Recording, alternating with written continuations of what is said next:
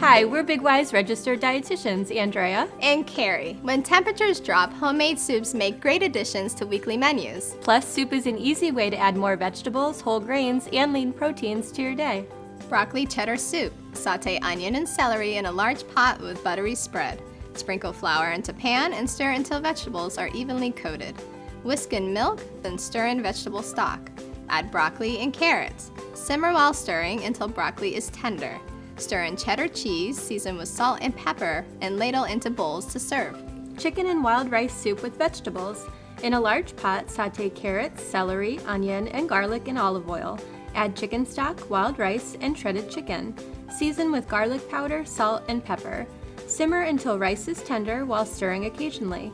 Portion into bowls, garnish with parsley, and enjoy. For these recipes and more, visit BigY.com.